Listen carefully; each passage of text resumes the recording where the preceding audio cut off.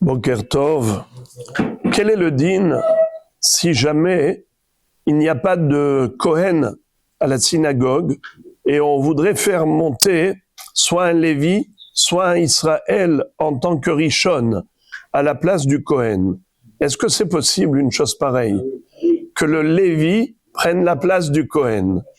Alors, en effet, ça fait couler beaucoup d'encre dans les poskim, les Rishonim, et le Rav Yosef tranche finalement que, en effet, on fera monter le Lévi, mais on dira comme ça: En kan Kohen, Lévi Yahamod Bechavod.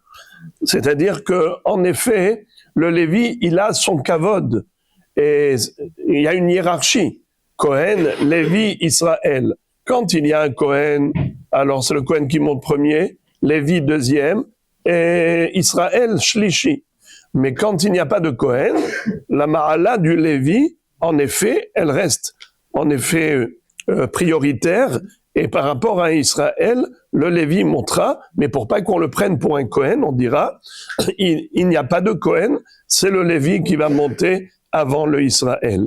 Est-ce qu'on peut faire monter plusieurs Kohanim le Shabbat, plusieurs Léviim? En effet, on peut faire monter pour des aliyot les Kohanim, et à chaque fois, on dit Afalpi Shehu Kohen Yahamod Bechavod. Par exemple, on le fait monter 4e ou 5e, on dit Afalpi Shehu Kohen. Ou bien pour un Lévi, Afalpi Shehu Lévi Yahamod.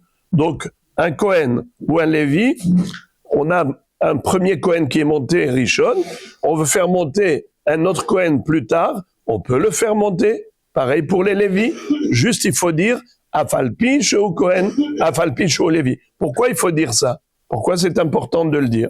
Parce que si tu ne le dis pas, alors les gens vont dire « Ah, tu vois, il est monté. » Pas en tant que Kohen, ça veut dire qu'il n'est pas Kohen.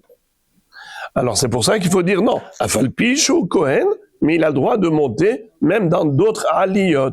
Bochim tiyu.